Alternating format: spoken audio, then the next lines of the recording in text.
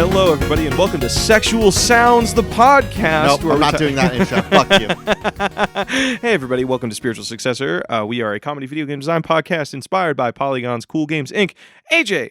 That's me. I'm your host, AJ Hart. Who are you? I'm Blake, and you know what? What? We have a Patreon now. We have a Patreon now? We have a Patreon now where you can come in and listen to, for like $2 a month, you can listen to our ghost tapes. Where and you can listen to it as many times as you want for $2 a month.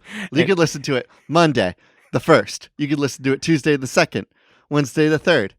It's going to get boring after a while, AJ. It's going to get really boring. It might even get boring after the 2nd listen. It's really bad. We recorded it in AJ's garage, so it sounds like a little spacey and shit.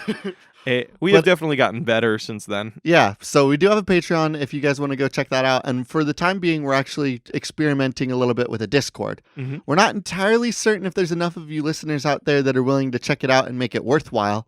So for the time being, it's there as a test. Mm-hmm. See if eventually we're going to have enough people for like a cool little chat room where you can see art early and other fun, you could vote on games that we play and other cool shit like that.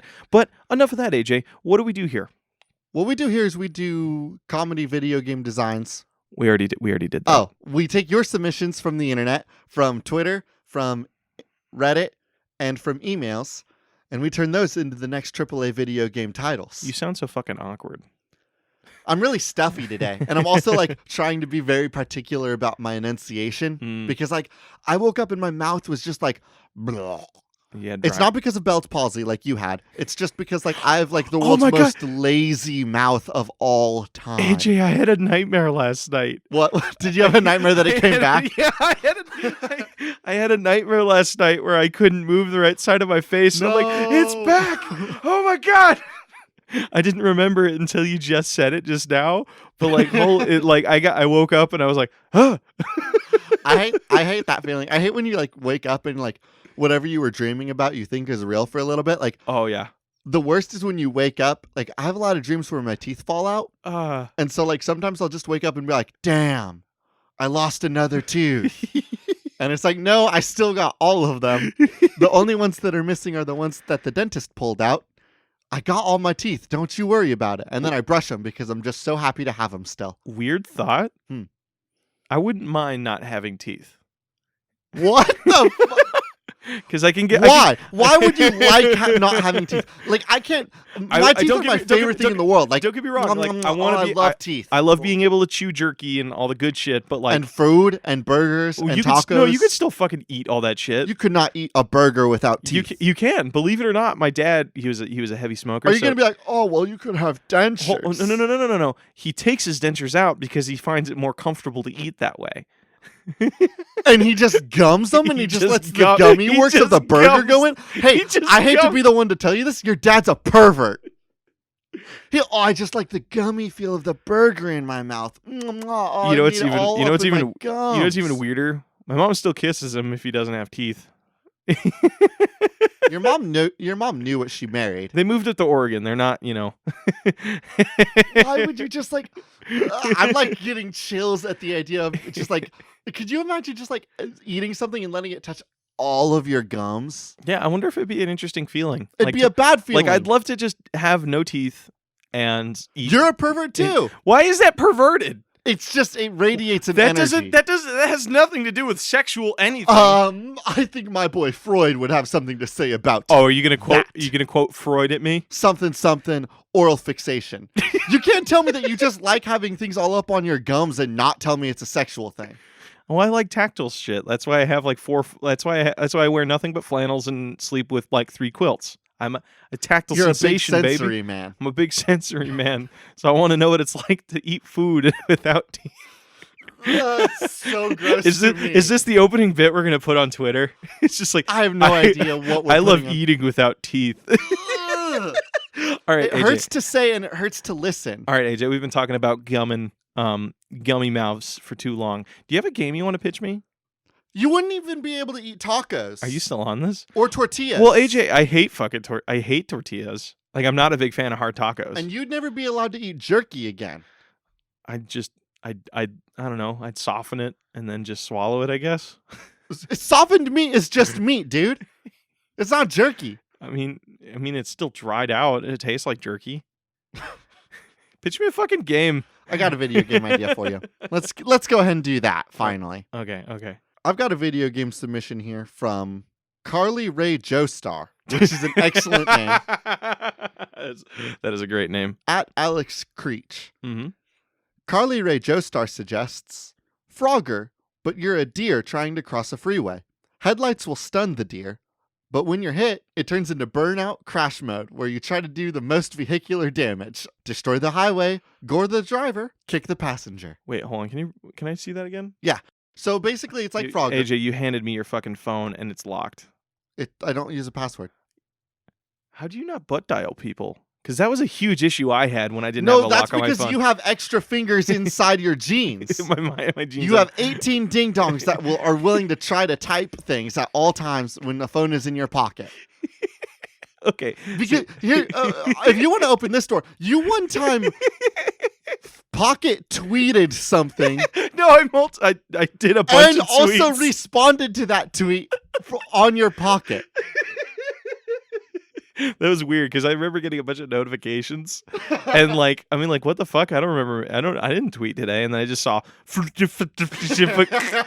it's just like, and then I get private messages in our Discord from AJ and all of my buddies. It's like, hey Blake, can you quit tweeting please from your ass? Please stop tweeting. So the idea of this video game though is like it's like Frogger. You're a deer trying to get to the other side, like la di da di da da da. But then what's this? You get hit by a car, kapunk.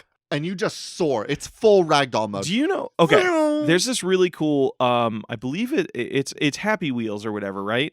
Where like the moment you eject, you can actually aim yourself. Actually, no. Also in Trials, the motorcycle game. Yeah, Trials. Where like once you bail, you can actually aim yourself mid-air. And Burnout Paradise, I believe, had it where most Burnout games, if you got into a car accident, the car would ragdoll and you could control the car like that. Oh my god, I love that. Okay. And Burnout had this whole thing.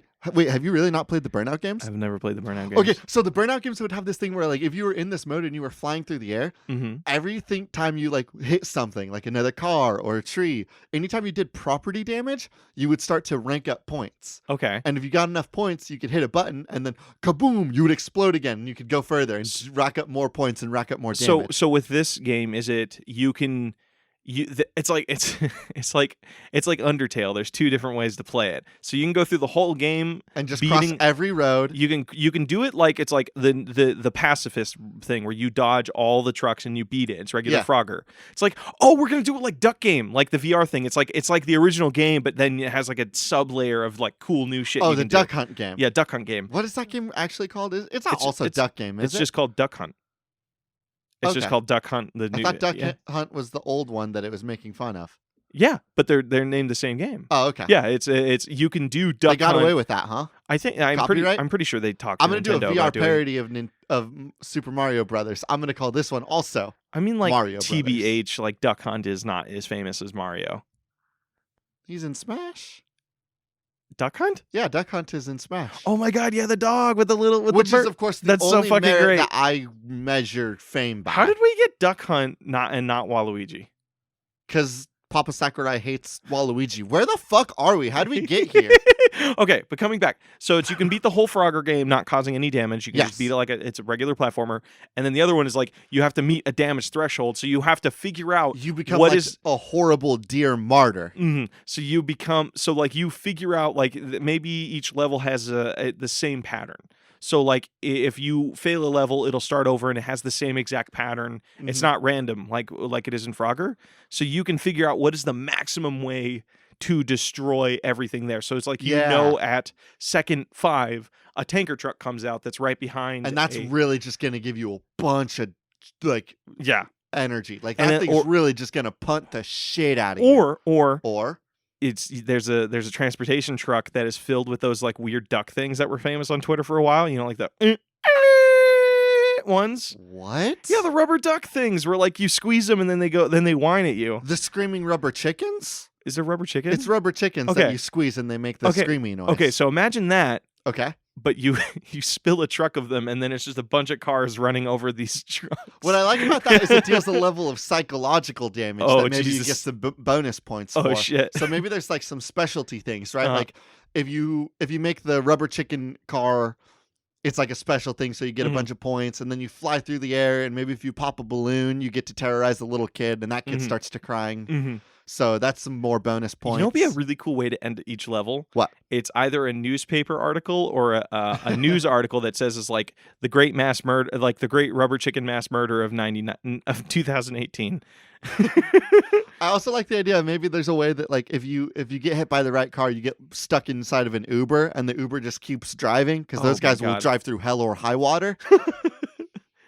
And then you just rack up a bunch of distance points because now you're just in a ride share and you're just going to cruise along to see how far you go. Okay. Do you have a video game idea for me? I do have a video game. This one comes to us from the great Jordan Scott at Big Jordan Scott on Twitter. Dungeons, Dive-Ins, Dragons, and Dives help Guy quest for the lost city of Flavortown. And it has Guy Fieri, but as Ganondorf, basically. Oh, hell yeah. But I think I want to combine two games that he pitched because he was on a Flavortown journey. So then the Flavortown Fiesta. The other game that he pitched is Dungeon Master Chef. 16 captured knights are forced to cook for the Goblin King. Winner keeps his life and is granted freedom. Have you ever seen that wonderful fucking cooking show? The best cooking show of all time? Iron Chef? No, Chopped. Because on Chopped they would do. You're right. Of course, Chopped is the greatest cooking show ever. Because they'd be like, "Hey, if you pay $1,000, guess what they have to cook with? Hulk hands, baby." I was really hoping you were going to bring up the Hulk hands one. There was one that I saw where it was like a funny thing where they're like, "Oh, for those of you that don't understand how Chopped works." There will be 3 contestants, and they're all given a bunch of money at the beginning of the game. Yeah, $10,000. And they'll do like a cooking competition, but then the judge will come out, who I forget his name, and he's like, "Hey guys, I'm going to let you pay for a couple items. Maybe you want like a really good bucket or a really good mixer, but every round I'm going to introduce a cursed item. And if you pay the money for it, you can make one of your competitors use this. And this is all they can use. And this is all they can use. So it'd be a situation like Blake said, where like, oh, this round, if you pay $1,000 of the fictional money we've given you, you can make one of your competitors try to cook with Hulk hands on. One time, I saw a guy that was trying to cook a steak. And it was like the 3rd round, so he was in the middle of cooking the steak because the guy will just do it in the middle of like the cooking challenge. And he's like, "Hey guys, if you pay for this now, you can give your competitors a panini press." And this guy made this competitor try to cook a steak in a fucking panini press. It was the most buck wild thing ever. I think have fun trying to cook this, jerkwad. I think my favorite one is where they were like in the middle of cooking like desserts and stuff. And then somebody's like, "Hey, whoever wins this auction, their opponents can no longer use containers of any kind." So it's literally like it's a death kill if you got that, and it was because like they can. I think they ended up trying to mix shit using Ziploc bags. Like their hands or some shit, and I'm like, "Oh, those poor bastards." Chopped is the greatest cooking show ever made. Coming back to how is this in our video? We take all of the D&D classes or randomly generated things, and now you're on a cooking show. Actually, this would make an amazing little D&D campaign. So like you tell everybody, "Hey, come up with a level 1 thing of any D&D character, and you guys are going to be featured on it's like a what's it called, a one-off, where you're on a one-shot, a one-shot where you and your friends, and you are on you're on Cutthroat Kitchen, or sorry, you're on Chopped, but it's ye old Chopped." So coming back to Jordan's idea, so like, okay, you're cooking for the Goblin King, that's the thing. Yes. What are some of the like? What is a D&D equivalent of being thrown? Actually, you know what? It would have to be D&D because we could make our own tabletop RPG. We could, but I also kind of want to. Is the Dungeons, Dive-Ins, and Dragons and Dives like too different of a game? Dungeons and Dragons and Drives. God, fuck. Guy Fieri. You came up with a vile name. What an incredible just marketing god Guy Fieri is. Yeah, he's like huge on Twitter and shit. So. Makes sense. Okay, but coming back, because we've been diverging too much. So, is Guy Fieri one of our judges, or is he one of the people competing in it? Guy Fieri is one of the judges. This is his backstory. He was like, "I was on a journey to find Flavortown, and then I fell into the cold arms of the Goblin King." Guy Fieri got isekai'd. Guy Fieri died. No, AJ. What? EC Guy. EC Guy. Okay, fuck the game submission. Hold on, now I have to go on my time. No, Wait, no. we'll come back to it. But I really quick want to pitch the next fantasy isekai anime. Isekais are huge. So it stars a That character. time I was born as an Ise guy. It stars like Guy Fieri, and then he gets hit by a bus because he's like, oh no, this person's gonna get bad food. He's like, he saw somebody across the street that was gonna get served bad food. So Guy Fieri tried to rush across the street to save them. And what's this? Oh no, he got hit by a bus. AJ, wait, hold on. I'm on. Hold on. Let me finish my pitch for you, please, Blake. Oh, okay. And then I'm sorry. I'm really excited and then too. you can give me notes. Okay. So he gets hit by a bus. Oh no, Guy Fieri died. But now he's born again as a young, hot anime boy. Still with frosted tips, of course. And he's in this new town where it's a dystopian world where nobody has any good food. And so Guy Fieri in this fantasy world has to go around, and he's like on a grand adventure where he's like, I'm going to find the most tasty things to eat in this whole dang town, in this whole countryside. And he hears about a dragon, and he says, wait, AJ, I'm going to eat me a dragon. Hold on. Can I pitch you something? Absolutely. What nuts do you have for my cool isekai? Dragons covet things. Yes. You know the reason there's no delicious thing? No spices. No seasonings. No, this dragon covets cookbooks. So there's no cookbooks in the land, and the knowledge has been lost to time because this dragon stole all these cookbooks and cooking supplies eons ago. So Guy Fieri is on a magical journey. He's trying to create the best cookbook in the land while trying to protect it from a dragon. And one of the episodes is he falls into the Goblin King's hands and gets put on the episode of Yield Chopped. So that's one of the journeys he has to have. I wanted to explore this journey a little bit. There was the submission where it mentioned 16 different chefs. Okay. Is it possible that Isegai runs around and he meets these 16 different chefs? Uh-huh. And so he's on this grand adventure to find these 16 different chefs, judge their food, decide whether it's tasty, and can go in his good cookbook. Oh, shit. And I think that the dragon that covets cookbooks is like an overarching background thing. Like for the first season, we're only going to get like little teases of the dragon's silhouette. And it's not until the end of the first season that it's revealed that this dragon has now set its sights on Guy Fieri's magic cookbook. Hold on.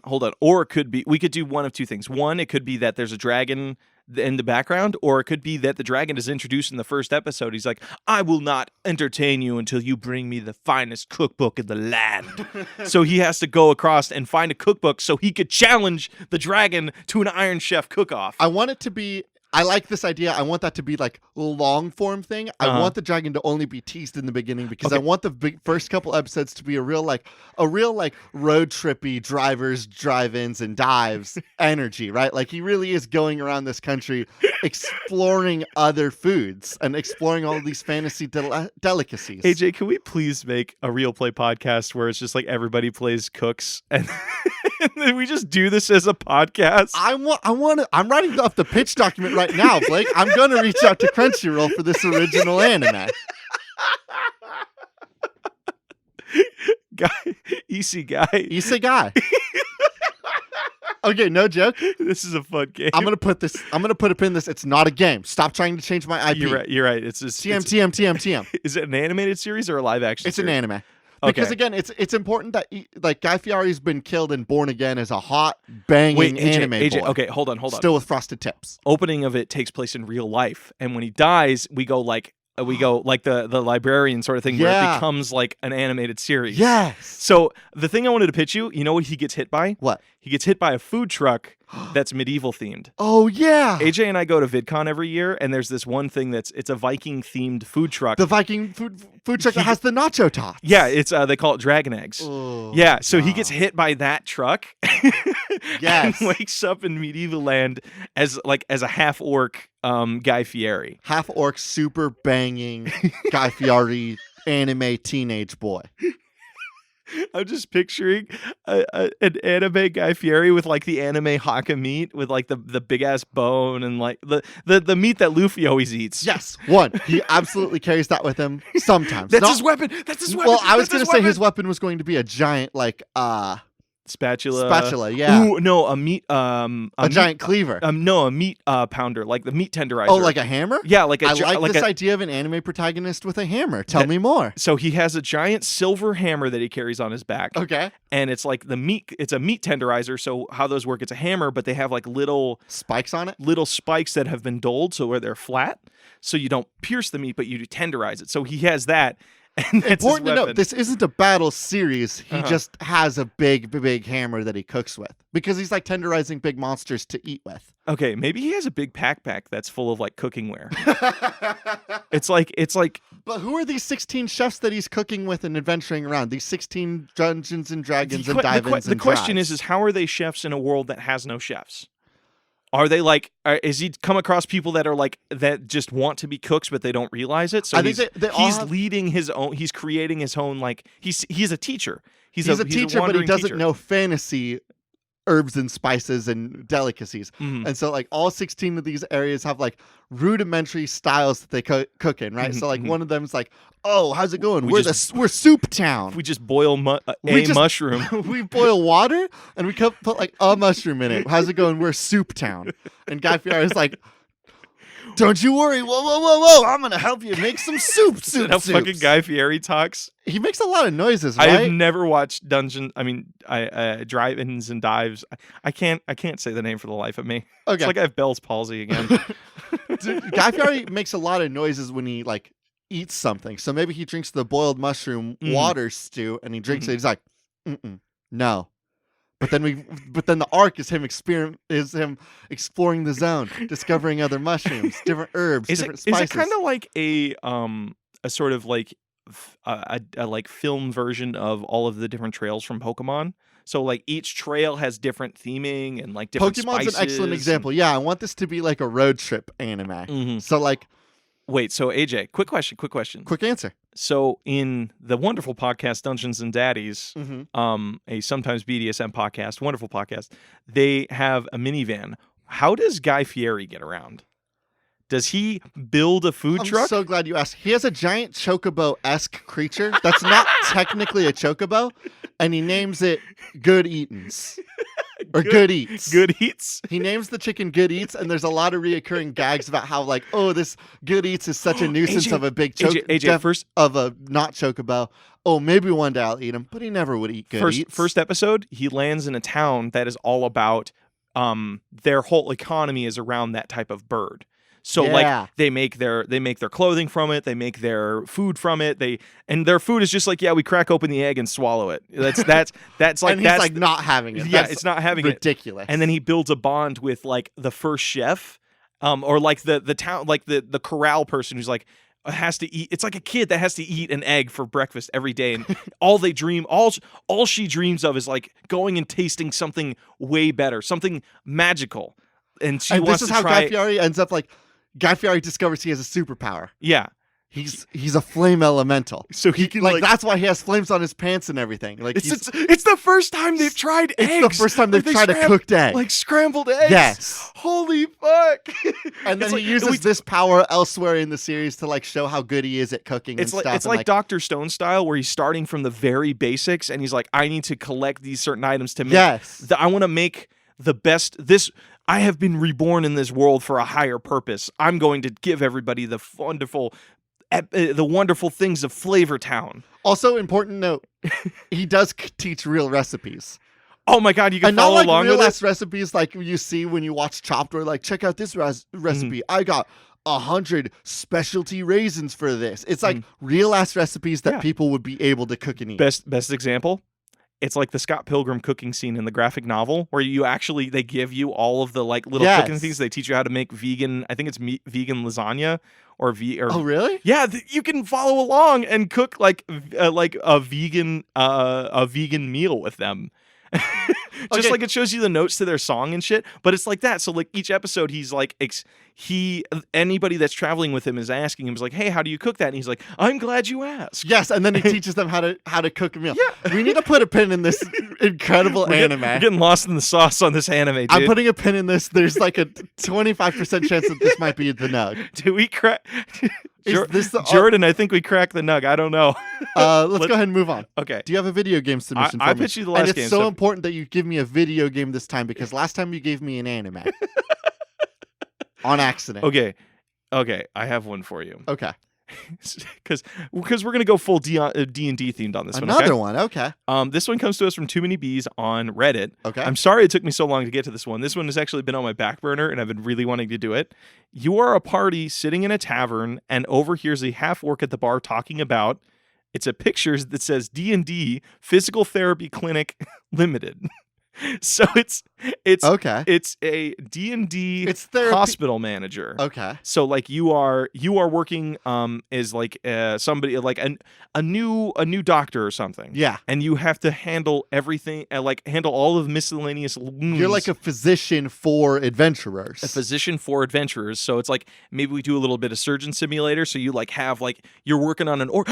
Wait, I love that because everybody's body type is different. So like an orc might have 3 hearts versus an elf that Which has. Of course they do. That's why they die so like that. Orcs have a shorter lifespan than most people because their blood is being used up too much because they have 3 hearts and only 1 liver. It's So, also like, wum, why they're so damn hardy. So like maybe you also no. How about this?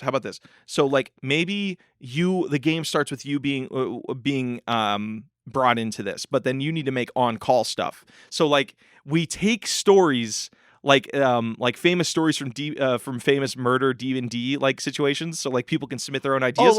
And you have to go visit the murder scenes. Like, yeah, we were in a tavern, we got into a fight with a halfling, and then my buddy stuffed that halfling's face into a mug. Now you need to figure out how to remove the halfling's face from a mug. Or like the Lord of the Rings thing where Aragorn's homeboy with the brown hair, I forgot his name, the guy that was mean to all the hobbits at first. Yeah. How he got hit with like 1 million arrows. Oh shit. Now you're on call and you have to remove all 1 million arrows. Yeah. Man, it's a lot of repetition, but do be very careful. Mm-hmm. So it's like you have to like do all of the what's that? It's like that one game. It was like it was the Adult Swim surgeon game where you were like a pizza boy surgeon. God, that game was fucking. Oh, I thought you were talking about the Adult Swim game where you were like a medieval hospital person. There was one where you were a pizza boy. Yeah, there was one where you were a pizza boy, That and sounds instead of gross. having a scalpel, you had a lighter and a pizza cutter, and that's how you did. Yeah, That sounds so really, grisly. I'm wincing. But it's that level. Like, you know, you come to the scene and you're like, oh, our boy got covered in a bunch of arrows. But then as you go on, you find out like, oh no, these aren't just regular arrows; they're poison arrows. I need to find a herb or something. Yeah. To like get in there and clean it up or whatever. So it's not like it's Surgeon Simulator in like energy, but it doesn't control like Surgeon Simulator. Like I like this idea of like those old Surgeon Simulator flash games where like you would do an operation and then the game would deepen a little bit and you'd have a next mission that you had to do and then a next one, and like you would pull out the arrow and then oh no, you've realized it's poison, you need to apply some anesthetic. So now you're gonna apply some anesthetic, and like it doesn't really tell you how to do it. It just gives you the tools and you need to look at it and know what to do. I think the thing that will set this game apart from other things is it has to be audience curated, because like remember that one book I lent you forever ago? It's an amazing book. It's called Death Saves. Yeah. It is an audience curated comic book that gets together a bunch of homebrewed, like a bunch of homebrewed campaigns, but how their favorite characters died. Yeah. And there was a lot of comedy in it. And I think, what if you did that where you like go on Reddit and on D&D Reddit, it's like, give me your famous death that was like the most gruesome and like that you wish a doctor was there for. I don't think it should be audience curated. I think it should be audience designed. I think that we as the builders create like a level of intricacy where people can put layers onto a level, and then you can, like, I can build a whole reenactment of the time that like my cool orc warlock got an axe wedged so deep inside of him that all of his bones were broken. And then you as the player have to solve the puzzles that I've built with my surgeon simulator toolkit. So you make it as a sandbox thing. Yes. That you make it more of a tool set so people can be like, hey, I want to make my own, like, I want to share this famous death from my personal campaign. Yeah. That's so sweet. I love that shit. But I also want I want it. I really do feel this game needs to be wacky. Like, because like all D&D deaths D&Ds are wacky. Yeah, like a lot of D&D deaths, you die for stupid fucking reasons. Yes. You know, or like you caused pain for stupid fucking reasons. You never die. Your character never dies when you're on the final boss of the Demon Dragon King Lord. Your character always dies when you got like jumped by 3 goblins and then you rolled like shit on your death saves. Or your DM is like, hey, I'm a little pissed off at you, so you're going to lose an arm now. It's a call out to my DM. I'm not going to say their name. So I like this. I like this game. Let's put a pin in it. All right. I want to discuss some more games because we are coming up on the halfway mark. Oh, damn! Already? Yeah. Wow, we really got lost in the Guy Fieri anime. We got lost in the spices. Wow. I'm sorry. I love the name EC Guy. EC Guy? EC Guy. A medieval spice adventure. A medieval spicy Don't name adventure. it yet. That's supposed to be for the end. Okay. You got a game for me? Yeah. This submission comes from Squid System at Squid System _. Squid System suggests a competitive game where one team is a group of employees working retail and the other is a group of customers who have to destroy the employee's will to live. AJ? Yeah. I know you put an embargo on poop. But oh, check it out. I'm going to tell our friend's poop story again for the third time on the podcast. They've already heard the poop story. It's so funny. Yeah, bullshit. We're at episode 22 now. People aren't going to listen all the way to the beginning. In case they're going to be coming in right about now. You're right. This could be somebody's first time listening to the podcast. It is so important that you tell another shit story. We have a poop quote. I'm sorry. Do you think about how this affects our brand? Oh, this is our brand. AJ's looking. All right, you can tell the poop story, but make it quick. Okay, so basically, our buddy of ours works at a bookstore, and somebody would periodically come in and poop on the ceiling. That's the story. So coming back to the game, so basically, are you doing? See, hey, I kept it brief for you. Thank you for giving it brief. It's a lot funnier that way because there's so many questions that we're not going to go into detail on. So are you doing shit like that? Like, where you're just like, does it start off small? I don't want to give players the toolbox needed to get shit on the ceiling. Why not? Because that's too much power for players to have. Why not? Like, I mean, like... All right. Okay, fine. It's like... Okay, fine. Let's think about this. We need to create a skill you have to earn over time. No, I think it's important now that we decide to figure out a gameplay system that would work for this that could specifically allow you to get shit onto the ceiling. So we know that this is a third-person game. You can generate items somehow, and maybe that's through drops or items. Wait, hold on. Okay, I figured out the game. Here it is. 4v4, competitive game, semi-objective based. Maybe there's characters. We'll get into that later.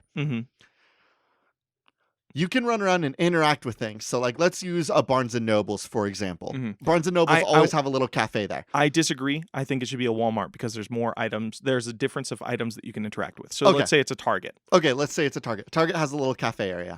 So if you go to the little cafe area and you eat a pizza, then a timer starts. And you know that you're going to have a dookie. We'll call it the mess meter. AJ, I've known you for so long, and I can just sense the distaste in your voice right now. Why would I have distaste about making a poo-poo game, Blake? I love poo-poo. Yay, poo-poo. That's going to be my text tone for you now. I'll be in a meeting at my work, and they'll be like, just hear, I love poo-poo, and then I'll just be like, excuse me, I have to take this. Okay, but for reals, though, I do like this 4v4 objective-based game, and like, maybe it's like a 4v4 Who's Your Daddy.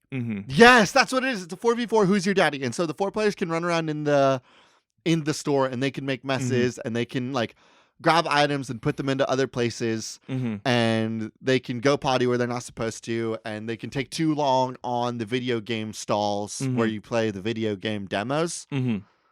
What if there are different classes? Yes. Like say the people working at a Target, there's a security guard. Yes. There's the cashiers, and then there's the stalker. So the person managing inventory. And you can only play one of those 4 classes? You can only play one of those 4 classes, and then there are 4 kinds of customers. There's the customer that's like has a kid with them, so they have like technically have like a bonus person. They have a little mini that thing they can with them. Control. That kid does have a mess meter. I think that as time goes on, like it like there's a little gauge, something or and when the something. Gauge is maxed, wherever you're near is going to cause a mess, and that will be different depending on what is nearby. So like if you have the kid thing really high and the meter's about to max out when you're in the soda aisle, the kid opens the thing of soda and gets soda pop everywhere in the store. It's got Mountain Dew everywhere. Okay, so like that's the Beast Wrangler class. Let's say I'll call it the little beastie class. So what are our 3 other customers? Like what are the 3 other kinds of customers that come in? Outlandishly high character. That's the character. What kind of messes? What kind of trouble do they cause though? The outlandishly high person comes in and they generally just have like. They start eating things off the shelves. They start eating things off the shelves. They have a unique ability where they can do that. They can immediately eat. and they have an ability where they can pick up any item and put it into a spot where it's not supposed to be. Ooh, because they forget where it's going to go, and they're not Mhm. going to go back because Mhm. they're just so high out of their minds. So so it's man. basically how are points awarded? So like Points ooh, are awarded. How about, There's a big timer. how about this? What? How about this? The customers are like the security guard or the cashier. They all have the ability to remove them from the store or ask them to leave, right? Okay. Once they come back in, they spawn as a different class. So like you get removed as the kid beastie kid, but then you spawn as the high person. Okay. And then so it's like it's kind of more frantic that you have to constantly be evolving your plan. That way it's like a little bit more even because unless like each like worker there is following one person at a time, they can just be hiding about the store and getting away with a bunch of random shit. Yeah. So like the moment they're found, like the security guard can tase somebody. The yeah. the cashier person can, I don't know, get in a fight because they're minimum wage and they don't care about their job. That's true. You know, they can that can will get hired stall somebody else. the enemy. Yeah, and they just like don't give a shit. They can get hired somewhere else, right? Okay. Here's what else I want to talk about really quick. Mhm. The timer system, I think, is like how you allot points. I think that if you go into a game, you get points for like causing a mess, but you only get a little bit of points. But Mhm. if you are on the defensive team, you get more points. Mhm. But that's because like you have to do more work. It's a lot more difficult to be on the cashier's team. Mhm. I almost wonder if this is a game that influencers would play. And what I mean by that, hear me out. I'm listening. 4 players that are like all influencers that have like Twitch streams. Mhm. They're playing as defense. They're in their store. The Twitch chat can log on and continue to invade and continue rotating the players to come in and harass the that's people radical. that they follow. So it's a live streaming game. It's like a basically. live streaming game. It's Uh-huh. kind of like that Dead Cells thing where like the audience could interact with the Dead Cells player. What? Dead Cells, if I'm remembering correctly and not speaking out of my asshole, there was a whole mechanic where if you were playing Dead Cells, the audience like that was being streamed to could spawn what enemies the Dead Cells player was going to face. Oh my god, that's so cool. Yeah, no, That's really ingenious. it's Holy very shit. cool. I really hope that I'm not talking out of my asshole. Mhm. If I am, TM, no video game better do that because I just copyrighted it. AJ, do you have any ability to make an actual video game? No, but my ideas are not free. I have a degree Yeah, and where's that gotten you? right here. I'm making the coolest video game idea ever. Okay, I'm gonna pitch you a game. All Okay? right, pitch me a video game. This one comes to us from the tried and true Horse Gun Inc. Good to hear you again. Good to hear from you, Horse Gun. We haven't heard from you in a while. It's just this comes to us on Reddit. It's just horse ? Horse? In a world where everyone has a car, you, as one of God's trusted employees, must figure out how to update horses to make them popular again. All right, we need to think about the patch notes for a horse. There's a couple. There's some really good comments in here. They gave some good patch notes. So Squid Pope, well, obviously the first step is to paint them red so they go faster. That's kick-ass, yes. Squid System. It's not about making horses popular. It's more about sabotaging cars so no one ever drives them again. Okay. And then Gumby Izzle, I love a good subplot that eventually merges with the main plot. So it's basically, I guess you start off as like God's like updater or something. He's like the patch notes worker of all animals across the world. Yeah. He's like, hey, horses have kind of fallen You out are of style. Noah's Ark too. Everybody knows Noah's Ark 2 Electric Boogaloo coming to you on Next Gen. Everybody knows that when Noah died, he became the new zoological expert for God. That's science. Oh, interesting. That's okay. history. Okay, so you're spawned. So it's like You're Noah. It's like some good omen shit where you get spawned down. It's like, hey, go find a ranch and go like figure out how to make a horse better. And he's like, his first thought is he's like looking around at Ferraris and all these really cool fast cars. He's like, they're all good colors. Yeah. So I'm gonna. So he's just like goes to a ranch unsolicited and just starts painting horses. Yes, he does. And then the rancher comes out like, what the fuck are you doing? And then I need to make these horses sick as hell. It's like Goose Game. So you're like, you sneak into locations where there are horses and you're like, I gotta upgrade this horse. Okay, so you want to take like a Goose Game sneaking around trying to upgrade horses. Like, yeah. You are one of God's tools. But you do have like deity powers. I think that's a word.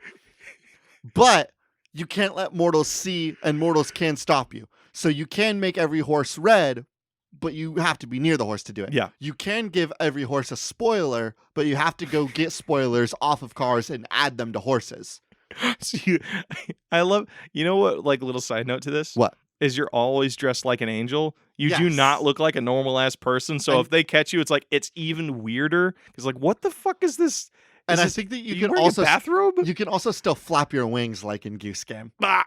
It's like, that's how you scare people away. It's like, it's like, oh God, police. And then the police call and they're like, what the hell is happening? So what are some other upgrades we can give to horses?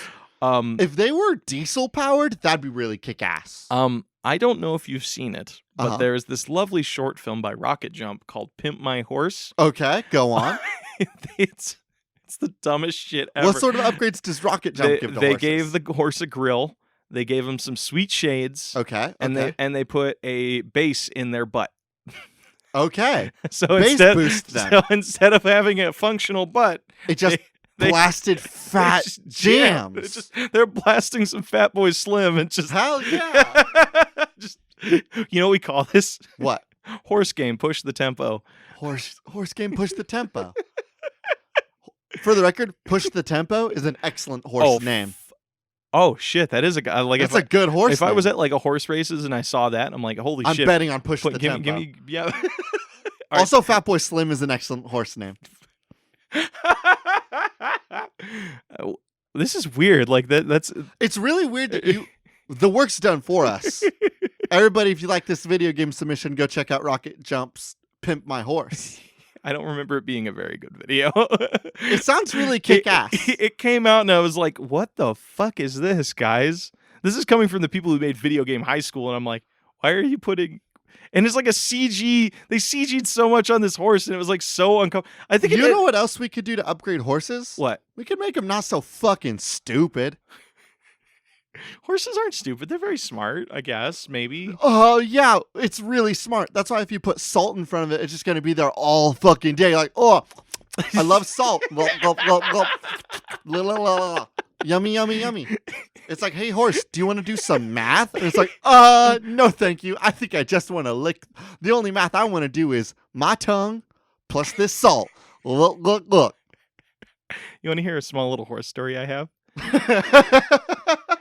I was Absolutely. I was raised on a ranch, right? And what? Yeah, you didn't know that? No. I growing up, my grandmother had a ranch where she would have a horse named Timothy and a donkey. I think they literally just called him Jackass. That was his only name. That's really and clever. 9 coyote dogs. Now hold on, those probably weren't supposed to be on the property. No, they were their dogs. Okay. They were dog coyote half-breed things. One of them bit me on the face, and that's how I got my sexy little dimple. Your adorable little dimple. My little dimple.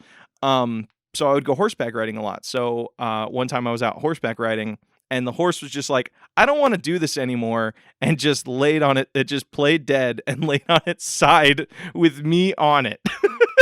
See? That's fucking stupid. Because if it's on the ground, you could put the horse in a headlock. Just put a fucking rear naked chokehold. Exactly. A fucking horse. Stupid idiot horses. That's the opening scene. Is like God watching. He's like, God, man, horses aren't in this year. Like, look at that guy rear naked choke holding that horse. We need to make them cool. We need to make them they need cool more again. respect. Need to be red. Needs sunglasses. Needs Need flames. a grill. Needs flames. Now, is this painted flames or real flames? You decide as the player. Are you talking like Ghost Rider flames? Who knows? The mystery begins. All right, you want to do one more lightning round game before we... One more lightning round probably before we go back to our nug. God damn, dude. I didn't expect us to find a nug so fast. Why don't you give me the last one? I'll let you do it. All right, so I want to... You know, you've played Sonic and Mario at the Olympics, right? Yeah. All right, so I got the Switch version of that. This Okay. one comes to us. This one's cross-posted. So it was originally from the Nintendo Switch subreddit from user Technical, and Okay. then it was posted on by Miniaki 2009. It's Wario and Dr. Eggman shirtless posing in Speedo shorts doing amazing acrobatic poses. Nice. Because they just won. So I want to make a game that's all about Nintendo villains doing yoga poses. Okay. Yeah. So, and it's look at this. This is fucking body positive, right? It's got Wario and Dr. Eggman with their guts hanging out, and they're like they're so damn good looking. Yeah, though. I mean, like, have you seen like Dr. Eggman's fin feet? Look at how thin his legs are. Yeah, his skinny legend, Eggman. He's got skinny legs, but then his feet become fins, and it's weird. But whatever, it's body positive. They're hydrodynamic. So also, you can't just come in here dunking on this poor man's feet and then be like, body positive. Look at this fucking weirdo, hideous monster with his ugly, giant pizza feet. Body positive. Yeah, you're right. Don't call me out like this. What's wrong with you? Don't at me. If you're going to cheer for this king, cheer for this king. Well, I'm the one that pitched this, so I want to pitch a good, body positive, evil hero. Apologize to Eggman. Eggman, I'm sorry for insulting your badass feet. Is that good enough for you? Yeah. Okay. So it's like it plays like Sonic and Mario at the Olympics. Okay. But it's all about villains, and but there's already villains in. No. Fuck Mario and Sonic. They're in their own fucking game. Okay. No, that's what I'm saying. It's like Wario and Eggman. This isn't just like a random doodle that's been drawn. This is artwork of the actual next Mario and Sonic at the Olympics. You know that, right? No, I did not know that. Oh, dude. Wait, did you think that Mario and the Sonic at the Olympics was exclusively Mario and Sonic at the Olympics? No, I knew there were villains and shit in it, but I wanted to be solely villains. Like no Mario, no Princess Peach, no Daisy, no my crush, my forever wife, Rosalina. Okay. I thought you were going to say Rouge the Bat, dead ass.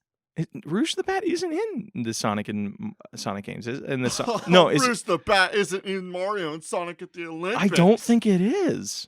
Have you not been keeping up with any of the footage for the next Mario and Sonic at the Olympics? Okay. I don't know if you're shitting with me. Is there an actual game?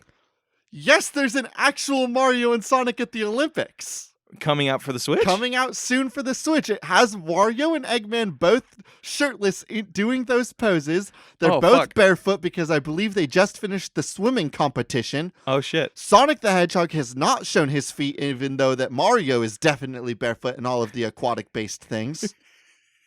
Rouge the Bat is probably in the game, and there's a karate game that will be included in Mario and Sonic at the Olympics, and I've already began my hype train trying to get the karate mini game in Mario and Sonic at the Olympics to Evo next year. You just threw so much information at me. Which one would you like to focus in on? Rouge the Bat, because I'm an easy man. You just got focused on the idea of Rouge the Bat in a swimming thing, and you want to see Rouge in a bikini, don't you nasty man? Don't at me. I'm a simple man with simple tastes. I like beautiful bat ladies. I would debate that being specifically into Rouge the Bat maybe does not qualify as simple tastes. I'm a complex man with a complex palate. I understand. I respect you. Fuck everyone else listening to this podcast. I respect you. Thank you for supporting my somewhat furry habits, I guess. All right, let's go back to our nug. I think we've had enough. You don't want to talk about how good Wario looks? Wario's a fantastic looking man. He's buff as shit. He's buff and big. Yeah. Wario's a king. Manlet king. Dude, the next you know what the pitch should be for the next Mario and Sonic? Just Wario. It's just dad bod. It's like dad bod Sonic. Dad bod 2019. Or dad bod 2020, whatever the fucking time the game comes out. I don't know. For the next which game? For Mario and Sonic at the Olympics. Everybody that looks athletic is kicked out. Here's a list of all the characters allowed to be at the next Mario and Sonic at the Olympics. Eggman, Wario, Waluigi? Yeah, he's a little bit lanky. Yeah, but he could be like hyper toned. I'd say Mario should be able to go. I've never seen Wario because Mario's dad bod, and Mario's so is Luigi. Yeah, Luigi's allowed. But if we're going Sonic for villains, is not allowed. Yeah, he's buff. He runs a lot. The big crocodile is probably allowed. The big crocodile is probably allowed. Thank you for replacing that because I did burp over you in that. And I was really hoping that I'd be able to let you get away with it, but you decided to throw yourself under the bus. All right. I think we've had enough of that. We're coming down to the line. Let's talk about our nugget. Let's talk about our anime that we're creating on our video game podcast. Holy shit, we're creating an anime? Yeah. Is this the first? Yeah, this is the first time we're doing an anime. Oh my fucking God. I don't know if I'd like to say it'll be the last, but who knows? Wait, AJ, I want to talk about created Golden though. We've created a golden concept. We really have. I want to talk about the 16 chefs because what we need to decide really quick is what the end game is. Mm-hmm. Is Guy Fieri going to use his magic cookbook with all of his good recipes to stop the dragon via fighting? Mm-hmm. Via out cooking him? It has to be a cook-off, and you know why? What? Because he has all these 16 people. Okay. So they got to come together to make a feast for the dragon, or a better feast than the dragon. You know how the dragon does his team? He spits a bunch of little fireballs, and they all become sentient cooks. That's cool. So like he spits out like 15 other it becomes like what's that cooking anime? Like Food Wars. It basically becomes Food Wars at the end of it. But and a lot less fan servicey. Like I don't want it to feel really horny like Food Wars does. God damn that! If that show didn't have that, it'd be a lot better. I want this to be like if Food Wars has this weird element where like it's kind of like a battle series, but then it's really horny. Mm-hmm. I want Isegai to be like a lot like a battle series, except cooking and not fan servicey. It's fan servicey, but it's about food. Yeah, it's like hunger fan service. It's like money shots of just like, oh, look at that bowl of miso spicy ramen he just did, and he's cutting some bamboo shoots in there right now. Yeah, and then places just an egg so very gently in the broth. All right, I've got this project's going to be a collaboration between 2 studios. Okay. Now you mentioned Trigger. Could you not chomp my fucking bit before I get there? I'm sorry. I thought we were on the same page. We're exactly on the same page. Why are you chewing it out? Because I didn't get there yet. You were one step ahead of me. I'm sorry. Just talking to you makes me so excited. I'm like ready. I love coming up with fun game concepts with you. You explained the idea of the dragon being able to shoot out little fire monsters that then cook with him. I don't want to have to deal with the process of explaining how that works. Mm-hmm. And if there's one studio that can just like let things fucking happen, it's Trigger. Yeah. Like things just happen in Trigger works and we accept it. Mm-hmm. So I want Trigger to be in charge of this to an extent. Mm-hmm. All of the food I want to be animated and created by Studio Ghibli. Because those people know how to make anime food look really dang tasty. What were you going to say? I don't know. I stumbled over my words. I was really going for dang. And I went for gang again. And I don't know why I'm trying to say gang. You wouldn't listen to much Gucci Gang. Gang. Okay. I have an idea for one of your chefs, by the way. Okay. Because I know you want to, I know how we can foreshadow all of his cooks. Okay. So the dragon basically he covets food, and he covets anything food related. Yeah. So what he did is he spit out a bunch Well, of... you said he covets cookbooks. He covets specifically. He covets cookbooks and other cooking utensils and other things like that, right? So his lair is just a giant kitchen, and he spit out a bunch of little spitfires that are constantly cooking for him. Yes. And one of them hates their job and left. And yes, that becomes one of the cooks you need. Good. Yeah, and that little spitfire demon that's like it's like a little cutesy thing. It's like, "Oh no, I have accidentally burned your food. I am so sorry." Yeah, it's like a little cute, adorable like fire person that accidentally burns food all the time. It's like a little fire element. Oh, that's adorable. We've definitely. What kind of person is the big soup person? I was thinking it's just like some girl that is runs the chocobo. So she has like a dress made of like chocobo feathers. Oh, I like that. I like that. And like all of her utensils are she has become a master of the chocobo. So basically like all of her cooking utensils are made from chocobo related things. Yeah. So like all of her cute. spoons and like her bowls it's just like a half egg that's been cracked. And the stuff that she really focuses on is like egg-based like presentation, stuff. like presentation sort of thing. I want to get like a grill master person that's like full orc total dilf. You know what I mean? So it's a full orc with like it's like it looks like the Dream Daddy dude. You know the one that goes fishing?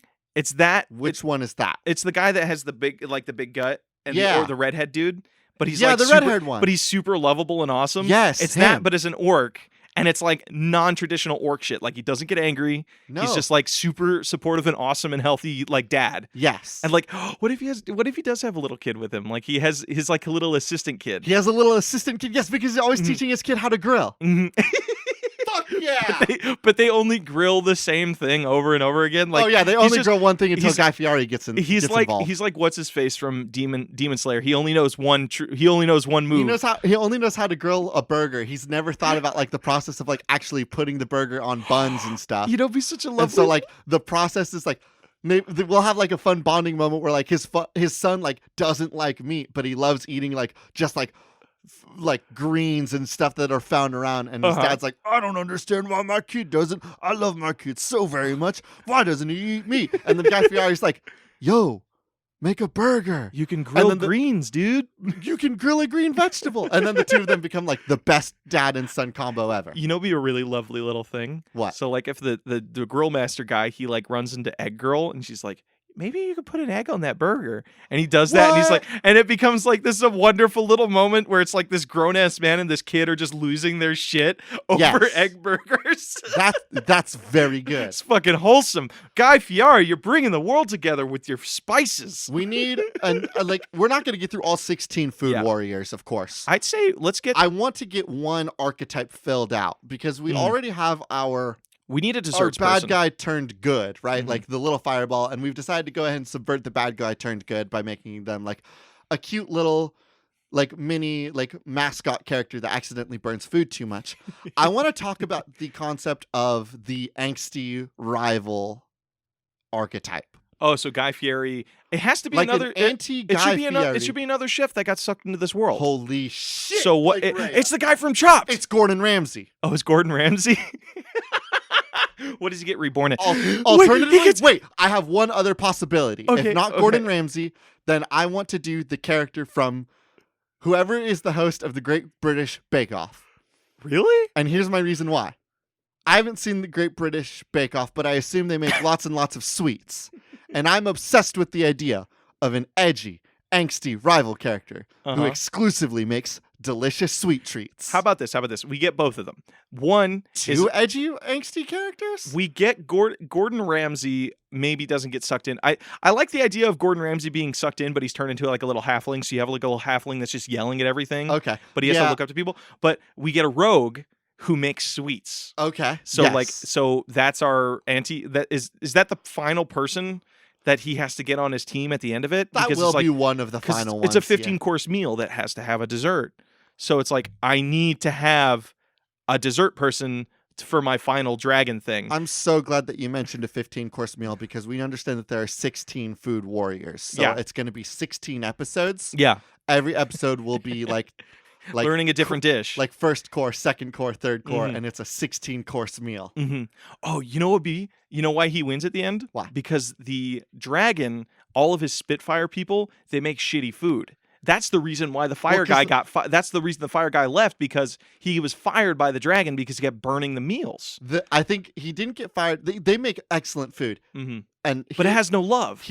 I was about to say, the problem with the dragon that we will tackle at the very end of the series, because it's Studio Trigger, so we can just like let things happen and then say that they're like really thought-provoking moments. I fucking love Trigger so much, Blake.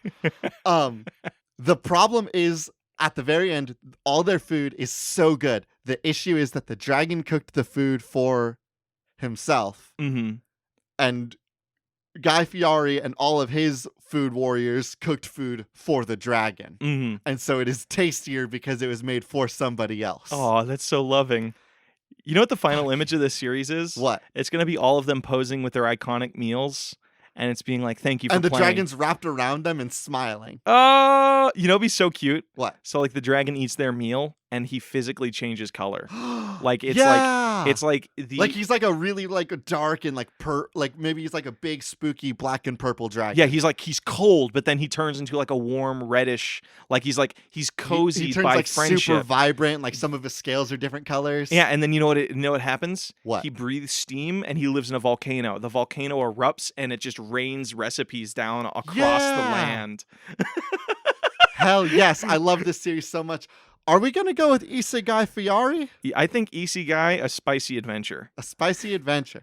Or we could also go with the idea of making it a very, very long isekai name. That time I was reborn as a cook orc, a half orc cook chef.